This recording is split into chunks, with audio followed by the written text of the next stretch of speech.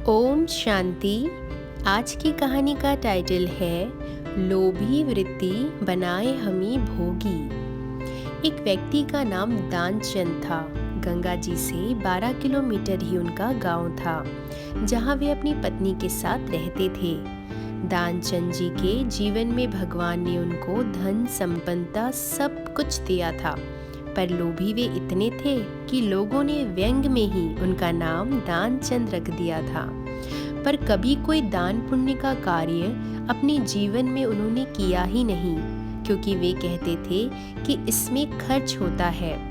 तो ये सब देख उनकी पत्नी ने उनसे कहा कि कम से कम आप गंगा स्नान तो कराइए, कुछ पुण्य मिल जाएगा, और अपने गांव से केवल 12 किलोमीटर ही दूर है, इसमें तो कोई खर्च की बात भी नहीं है, सवारी की भी जरूरत नहीं है, आप पैदल पैदल ही चले जाइए, पर कम से कम गंगा स्नान तो कराइए, कुछ तो पुण्य का काम अपने जीवन में कर लीजिए। तो दानचंद जी ने इसमें भी सोच विचार किया। फिर सोचा कि चलो एक बार तो जीवन में गंगा स्नान कर ही लेता हूँ, क्या हर्ज है, इसमें तो कोई खर्च भी नहीं है और पुण्य भी मिल जाएगा मुझे। तो अपनी पत्नी से कहा, ठीक है, मैं कल सुबह निकलता हूँ। अब सुबह हुई, 12 किलोमीटर पैदल ही दानचंद जी निकल पड़े गंगा स्नान करने के लिए। रास्ते में ही सोचा कि गंगा घाट नहीं जाएंगे स्नान के लिए, वहाँ तो पंडा लोग रहते हैं और पंडा कहेंगे दान दो, तो गंगा घाट तो जाना ही नहीं है। पास ही में जो मुर्दा घाट है वहाँ मैं चले जाऊँगा, वहाँ कोई पंडा भी नहीं रहता है और ना ही कोई वहाँ दान देने का झंझट पड़ेगा। तो मुर्दा घाट चले गए। पहुंचकर वहाँ यहाँ देखा, कोई दिखा नहीं। कपड़े खोले, सोचा डुबकी लगा ली जाए। जैसे ही प्रवेश किया, डुबकी लगाई, तो इधर भगवान भी दानचंद जी को देख रहे थे। भगवान ने सोचा, इतने मनुष्य देखे पर ऐसा लोभी व्यक्ति मैंने भी कभी नहीं देखा, तो चलो थोड़ा हम भी देखें इसे, आखिर ये कब तक इस लोभी वृत्ति में रहेगा। और ये देखने के लिए भगवान जी ने पंडा का रूप धर लिया। इधर दानचंद जी डुबकी लगाए बाहर निकले तो अचानक देखा उनके सामने भगवान पंडे के रूप में सामने आ गए और बोले, यजमान की जय हो। तो दानचंद जी बोले, भाई तुम कौन हो? तो भगवान ने कहा कि हम तो पंडा हैं, संतोषी ब्राह्मण हैं, इसी घाट पर रहते हैं। तो दानचंद जी बोले, ये मुर्दा घाट भी तुमने नहीं छोड़ा? तो पंडा जी बोले, हम तो संतोषी ब्राह्मण हैं और उस घाट पर तो और भी पंडा लोग रहते हैं, और हमारे लिए कोई आप जैसा यजमान आ जाते हैं जो एक एक साल का खाने पीने का इंतजाम हमारे लिए कर देते हैं। तो दानचंद जी बोले, क्या एक एक साल का इंतजाम? पर हम तो एक दिन का क्या, हम तो एक समय का भी इंतजाम नहीं कर सकते। तो पंडा जी बोले, इसमें कोई जबरदस्ती थोड़ी ना है यजमान, आपकी जैसी श्रद्धा हो, पर कुछ ना कुछ तो देना पड़ेगा। तो दानचंद जी बोले, पर हमने तो आज तक कुछ दिया ही नहीं है, तो आज कैसे दे दे? पर पंडा जी कहे, यजमान आज तो आपको कुछ ना कुछ देना ही पड़ेगा। तो दानचंद जी सोचे अब क्या किया जाए। फिर पंडा से कहा कि ठीक है, हम आपको उधार दे सकते हैं। तो पंडा जी पूछे, कितना? तो दानचंद जी बोले, 1 ढेला, यानी कि 1 पैसा। तो भगवान ने सोचा, भले ही उधार ही सही, पर ये कुछ दे तो सही। और पंडा ने कहा, ठीक है, चलेगा। तो दानचंद जी से संकल्प करवा लिया, 1 ढेला उधार। फिर दानचंद जी गंगा स्नान कर अपने घर को 12 किलोमीटर वापस पैदल चल के गए।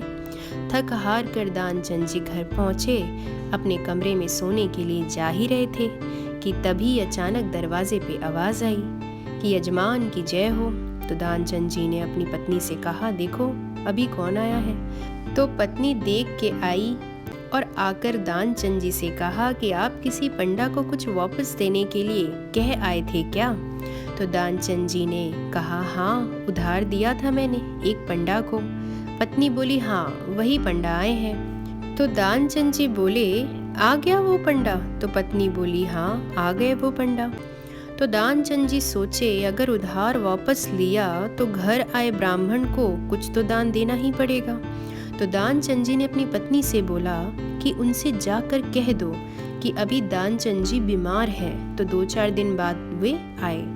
तो पत्नी ने जाकर पंडा जी से कहा कि उनकी तबीयत बहुत खराब हो गई है, थोड़ा ज़्यादा ही बीमार हैं, आप 2-4 दिन के बाद आइएगा। पंडा जी बोले, दान चाहे मिले या ना मिले, पर हमारे संकल्प में वो अब हमारे यजमान हैं, और मेरे यजमान अगर बीमार हो, ऐसे संकट के समय में अपने यजमान को छोड़कर जाना धर्म नहीं है। हम यही रहेंगे जब तक हमारे यजमान ठीक ना हो जाए। तो पत्नी ने फिर जाकर कहा दानचंद जी से, ऐसा ऐसा वे बोल रहे हैं कि जब तक आप ठीक नहीं हो जाते वे यही घर पर रहेंगे। पर दानचंद जी भी अद्भुत आदमी थे, कहा कि नहीं जा रहे, अच्छा ठीक है, उनसे तुम जाकर ये कह दो कि दानचंद जी मर गए। तो पत्नी बोली, ऐसा कैसे कह दे? तो दानचंद जी बोले कि तुम कह दो बस, हम श्वास रोके पड़े रहेंगे। तो पत्नी ने झूठी जाकर रोते हुए पंडा जी से कह दिया कि अभी अभी वे चले गए। पंडा जी बोले, चले गए? अरे राम राम, लेकिन जब तक यजमान का अंतिम संस्कार ना हो जाए तब तक हम कैसे जा सकते हैं? और तुम अकेले कहाँ लोगों को बुलाते फिरोगी? गांव इतना बड़ा जो है, हम ही जाकर सबको खबर कर देते हैं कि दानचंद जी अब नहीं रहे। पत्नी आवाज लगाई, पंडा जी सुनो सुनो। उतने में ही पंडा जी गांव में सबको बताने चले गए। सबको कह भी दिया। सब दानचंद जी के घर इकट्ठा भी हो गए। ये सब देख भगवान को भी हंसी आ रही थी कि कितना जिद्दी आदमी है, सिर्फ दान न देने के चक्कर में अपनी श्वास रोके पड़ा हुआ है। लोगों ने उसे मुर्दा समझ उठाया। अब उसकी पत्नी रोए कि ये मरे नहीं है, ये तो जिंदा है। बेचारी ये बात को बार बार बोले, पर सुने कौन? और इधर दानचंद भी कुछ ना बोले, चुपचाप अर्थी में बंध गए। लोगों ने उठा लिया। भगवान ने सोचा अब तो हद ही हो गई, ऐसा आदमी सच में हमने नहीं देखा। भगवान को लगा सब हमारे सामने हार जाते हैं, पर आज तो उल्टा ही हो गया। आज तो हम इसके सामने हार गए। ले गए उसको, चिता पे रख दिया। अग्नि लगने ही वाली थी।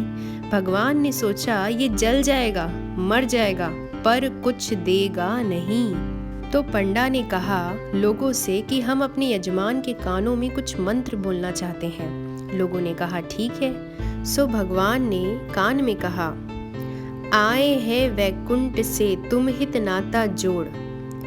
भगवान ने कहा हम हार गए, हम भगवान हैं, तुम्हारे से नाता जोड़ने हम वहां से तुम्हारे पास आए हैं। तो दानचंद जी को लगा ये तो सच में भगवान ही लग रहे हैं, और धीरे से अपनी आंखें खोली तो देखा तो वही पंडा। ये देख दानचंद जी ने फिर से जल्दी से अपनी आंखें बंद कर ली। भगवान ने कहा कि हम कुछ लेने नहीं आए तुमसे, मांग लो जो वर मांगना है, तुम ही कुछ हमसे मांग लो।